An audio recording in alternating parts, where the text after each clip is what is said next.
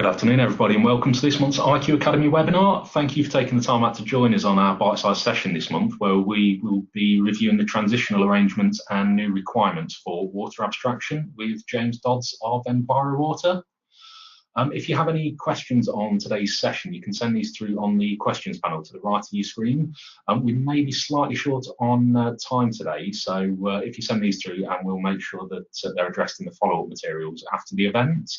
We'll also have a short questionnaire that will display at the end of the session today. If you can please take the time to complete this, as your feedback helps keep these sessions relevant to your needs. Our upcoming webinar next month takes a look at data in the palm of your hand, mobile digital and 3D geology with Clive Mitchell from the British Geological Survey. You can register or find out more information on this by visiting the events page on the IQ website, and the address for that is just at the bottom of the screen now. Our branches are also running a number of events over the coming month. Details are available on the current slide. For further information, please contact your local branch secretaries, and their contact details are available on the branches page of the IQ website. And I'll now hand you over to James. Good afternoon, everyone, and thank you for joining. Some of you may be aware that we ran a similar webinar back in January or February, which was in fact the inaugural webinar from the Institute. And what I want to try and do today is to update that a little bit with, as I've put there, where are we now? I am going to recap on some of the background to the regulations, because many of you may not be aware of that, and you may be new to this subject. We'll talk about what are called the transition arrangements and new activities and what that means and what we do about it. I'll talk a little bit about the application process, the transition process, which are two different things, and the new stuff hangs around evidence, some feedback from the Environment Agency on their learnings over the last 10 months or so. And we'll do some kissing, but more of that later. Normal one of those, have a quick read through that. All I can say, it's not my fault, and don't blame me if I get it wrong. The subject of abstraction licensing and quarry dewatering all began in about 1998, when the first discussions took place and the first ideas were mooted. Went a little bit quiet for a couple of years, and then it came up again and was talked about seriously both by the Environment Agency and DEFRA in the first couple of years of the 2000s, as within the context of a piece of legislation called the Water Act, which was introduced in 2003. And that act basically introduced a whole swathe of changes to an Act of Parliament called the Water Resources Act 1991. And included in the Water Act was the provision to introduce licensing for a range of exempt activities, one of which was quarry dewatering, which until that time had never needed an abstraction license. From I think it was about April 2003 when the Water Act was enacted, the introduction of abstraction licensing for dewatering was 6 months away. It was always 6 months away, and it remains 6 months away until October last year. So that's something in the order of whatever, 14, 15 years that it was 6 months away. And that's relevant because the urgency for doing anything about it waxed and waned, and as the years rolled by and it was always 6 months away, everybody, including the Environment Agency, certainly operators and consultants and me, got bored with it and essentially forgot about it. The result of that is a lot of things that, with hindsight, should have been done weren't done. Nothing we can do about that. It is what it is, but that's why came that way. On the 31st of October 2017, I was sitting watching the telly, and an email dropped into my phone, or whatever it was I was looking at, and it was announced that it is no longer 6 months away, it is now, and you have 2 months in order to prepare for that. That 2-month period was probably hardest for the Environment Agency and Natural Resources Wales, because they weren't really expecting to have only 2 months to prepare, but they did. So on the 1st of January of this year, the new regulations came into play and are operating now, and I'll talk a little bit about what that means. But in essence, quarry dewatering is a licensable activity as from the 1st of January for 2018. So it has been licensable for the last 10 months. I'm not going to go through the regulations in any detail, but there may be some of you out there that want to know where this stuff is written down. And those are the 3 key documents which you can find through the .gov.uk website if you search for those titles. The regulations, the formal regulations, are the commencement number 12 order and the transitional provisions regulations, if you like, they're the law in inverted commas. But it's important to read those within the context of that first document, that first bullet point there, which is a response to consultation document, which sets out the government's approach.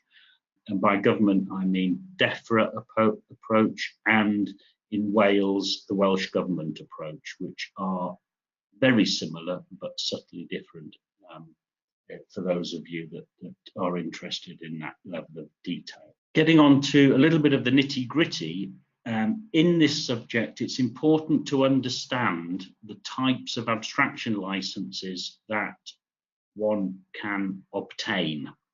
And they're quite different, and they have specific purposes.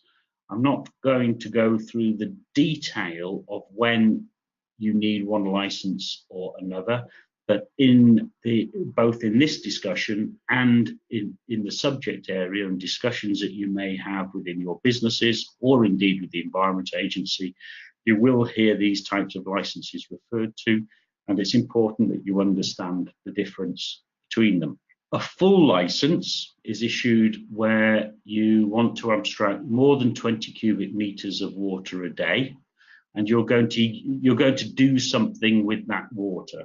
You might turn it into concrete. You might turn it in. You might use it for mineral washing. You might use it in a wheel wash. You might use it in offices to drink or flush the loo or whatever. But in essence, you're going to do something with that water. That's called a full license. There's a couple of important things to remember about a full license. One, with that license, you get a protected right to abstract that water. And that means that the Environment Agency or Natural Resources Wales aren't allowed to issue a license to somebody else that would impact on your ability to abstract that water. You also pay an annual fee for that license, irrespective of whether you use it, based on the quantity of water that you're licensed to abstract, not on actually how much water you abstract, but on the quantity on the license. And for large volumes of water, that runs to many thousands of pounds. For small quantities, it's hundreds of pounds. A transfer license is a different sort of license, and to introduce a techie term, it's the transfer of water from one source of supply, which is, just take that as where it comes from. So it might be from a river, for example, to another source of supply, which might be to another river, or it might be a quarry to a river or something like that. But the important thing is that there's no intervening use. So it is what it says on the tin. You're transferring water, you're getting rid of it because you don't want it in one place and you're putting it to somewhere that doesn't bother you without any intervening use. The transfer license comes with no protected rights. Why would it? The water is essentially a nuisance for you. So if somebody derogated that ability to abstract, it would be to your advantage because you wouldn't have as much water to transfer. And the cost of the license is minimal. It's not zero, but it's not far off zero. It's hundreds of pounds, and no more than hundreds of pounds because of the way the cost is calculated. The third type of license which is available, which you may hear of, it doesn't really affect quarrying, apart from in very isolated circumstances where it might be useful, but it's referred to as a temporary license, and that allows abstraction over a period of 28 days from when the abstraction starts. So it allows from day one of the following 28 days. One of the advantages of a temporary license is that it is very quick to determine. It's determined within 28 days, and you've got 28 days to abstract. It may be useful, but it's a term that you may hear. So those are the types of licenses that we are talking about. When the regulations were introduced on the 1st of January of this year, there's essentially two situations that an operator may fall into. The first situation is that they've been dewatering historically. So they were dewatering certainly within the previous 7 years to the 1st of January of this year. The other situation that you might be in is that you hadn't started dewatering. So you started dewatering on the 3rd of January of this year, or indeed you were only dewatering a little bit historically, and that the rate of dewatering, the amount of water being pumped or the level of water in the quarry has had to be dropped this year in 2018 compared to that before. Those two situations fall into two different routes for getting your abstraction license. If you were dewatering historically, then you fall into what are referred to the transitional arrangements, and that is a slow start set of arrangements that gives you a period of time, which I'll come back to submit an application for a transfer license and work through, allows you to continue dewatering until you have that license determined. The second situation, where you have a new activity, or sometimes referred to as a new water application, you have to apply for that now. And in essence, well, not in essence, in fact, if you are abstracting more water than you did in the previous 7 years, or indeed have started dewatering this year, you are now operating illegally, and you need to apply for a license to do that ASAP. Remember, we're now 10 months into these regulations, and time is slipping away, particularly to get any goodwill from the Environment Agency on new abstractions. Time is definitely slipping away, and you need to act on that really very quickly now, indeed. Transition arrangement timings, I will come back to in just a moment. So, just going back to the application process. Key element here, and I'm talking now very much about the transition arrangements. So you've been abstracting for dewatering in the 7 years prior to January of this year. So you've been dewatering for a number of years, and you're in the transition arrangements, okay, which is by far the majority of people are in that position. DEFRA and the Welsh Government have directed the Environment Agency and Natural Resources Wales to take a light touch risk-based approach. And indeed, certainly the Environment Agency are taking that very much to heart. And the way in which that is being seen in practice is that the level of information and justification and explanation required to support the transition arrangements applications is much less than would normally be the case for an abstraction license application. And the risk-based approach is very much on a very simple risk analysis within the Environment Agency, which is essentially based on if you're not anywhere near a high-level protected environmental site like an SAC or a Birds Directive site or a Habitats Directive site, then given the correct information being supplied, that application will go through. And it's about getting the correct information to the Environment Agency and NRW rather than environmental impact issues for the vast majority of sites. So the transition arrangements applications window opened on the 1st of January of this year. And the legal end date for that is the 31st of December 2019. The date that everybody should have in their heads for submission of applications is July next year. And that allows everybody enough time to work through the process and make sure that the Environment Agency have accepted and NRW have accepted the application as valid, which is the important piece, by the end of 2019. An application submitted late in 2019, that's for argument's sake, on the 12th of December 2019, while if it's valid, that's fine, but if it's not valid, then the implication of that is that by the time the Environment Agency get round to looking at it, because everybody's on Christmas holidays, is that you could potentially have to stop dewatering in January 2020. It isn't worth the risk.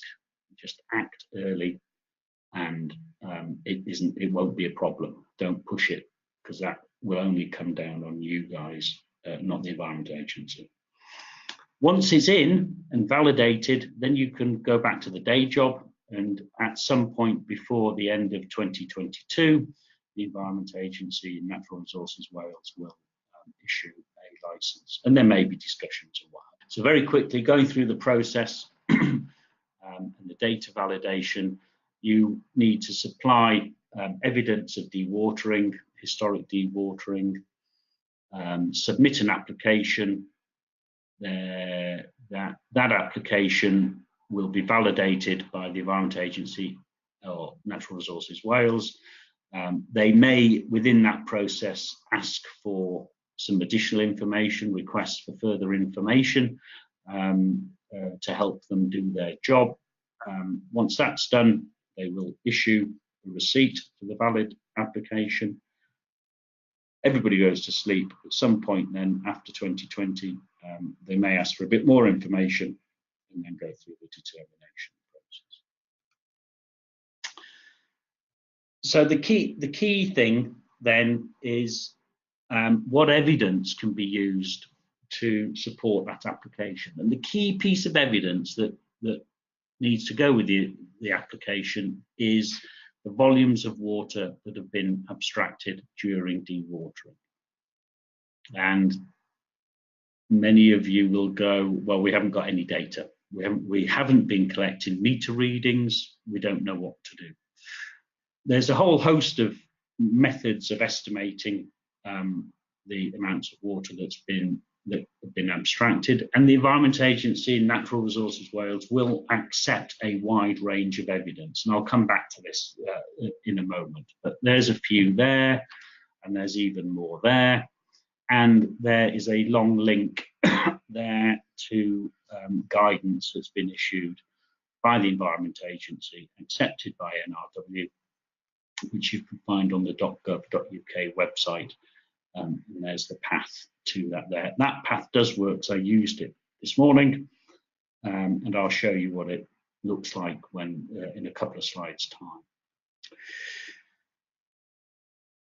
The single biggest issue at the moment is getting evidence of abstraction from sites, and that was discussed only this week with the Mineral Products Association Water Group and the Environment Agency, and we all said the same thing. It's just getting data from sites. I can't reiterate hard enough to say that you have got evidence. You have got evidence. What needs to happen on sites is just taking that bit of time to think it through, which is what I'm going to help you with now. Draw what we refer to as a site water flow process sketch, which I'll show you in a minute. And it really is easier than you think. It's just taking the time out and thinking about it. And I'm just going to quickly go through that with you now. A couple of messages from the Environment Agency on what their learnings have been over the last year. First really important thing is a couple of names for you. Sam Doling and Kate Johnson are lead officers in what's referred to as the National Permitting Service, who are the people that determine the licenses. They're the people that eventually get your forms via the normal process. They're actually based in Solihull, but you'll send your forms to Sheffield, but they will get to Sam and Kate. But more importantly than that, if you're struggling, they are there at the moment to answer questions and assist you with completing the forms and the supporting information that goes with them. I say at the moment because they're going to get busier and busier, and as they get busier, they will have less and less time to provide support. So the advantage in getting going early is you will get some help from them. The later you leave it, the less help you're going to get from the Environment Agency, because they can't obviously resource everybody all the time. And as I said earlier, the thing that the Environment Agency is seeing with applications that are coming through, and there hasn't been many, there's only been about 30 or 40 applications in total out of about 1,000 that they're expecting from the quarrying industry. The evidence, the poorest evidence is on the evidence of abstraction, the evidence supporting the abstraction. This link between historic abstraction and planned abstraction is causing some issues with people. It is a little bit complicated. The Environment Agency are getting better at understanding it. Essentially the answer to the questions that they will pose is about understanding essentially groundwater movements going forward. From a practical point of view, the information you need to provide the Environment Agency on this, on a modern quarry, will be linked to information that will have been in a planning application and environmental statements. That's where it's all been described, and it's extracting key information out of that you need to do to assist the Environment Agency with their decision making. Do not submit full planning applications. It's just extracting key information, not overloading the Environment Agency with paper. The other thing that they find really useful is a clear, simple site water management flow diagram, which I will show you. And that is what will help you pull the right information together. And there is one. This is one, as they say, I prepared earlier.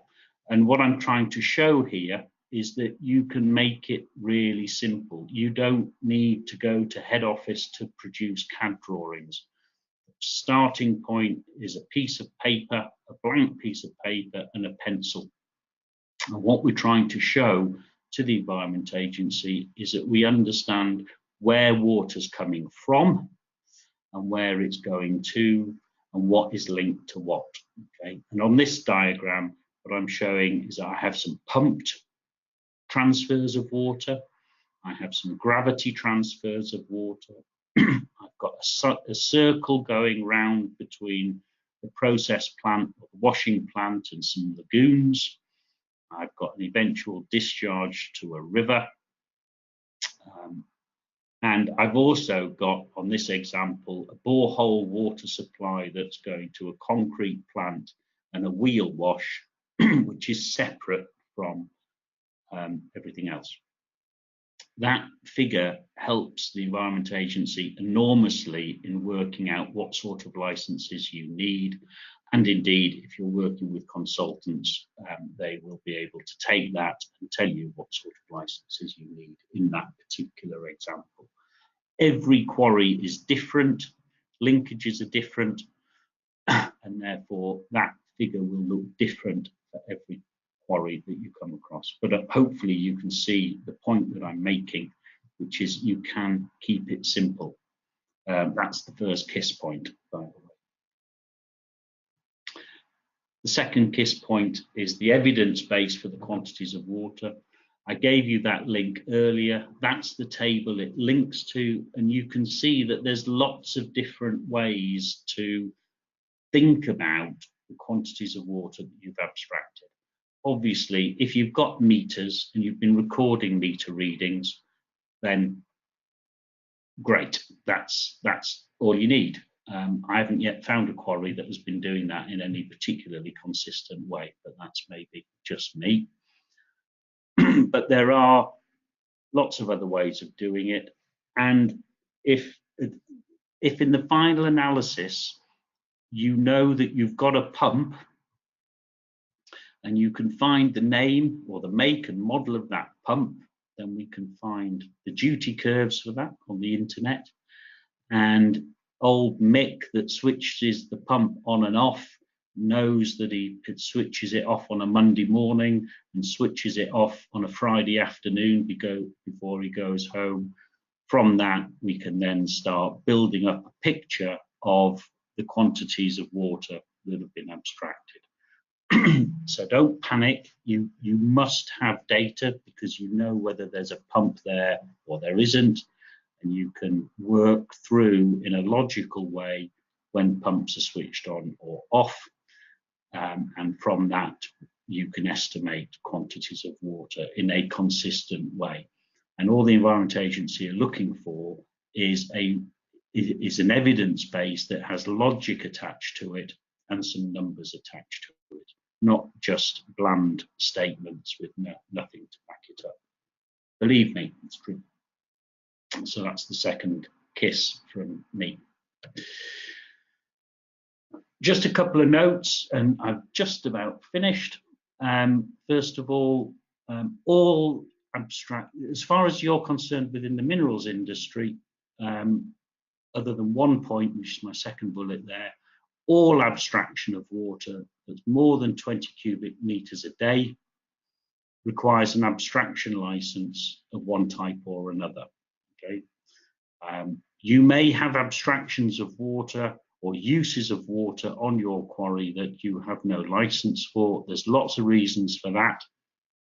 The Environment Agency recognises lots of reasons for that, and the biggest one is interpretation of law that's kind of changed, but you need a license now. There's virtually no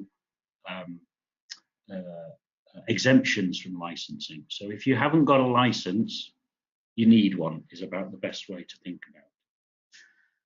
The only situation that is a little bit different is if you think there's no groundwater entering your quarry. If the only water entering your quarry is falling out of the air and not traveling through the ground, then you don't need a transfer license. But if you think you fall into that bucket, then you really should seek relevant advice to make sure you don't end up at some point in the future be in front of the beak, because that's where you would end up if you get that wrong.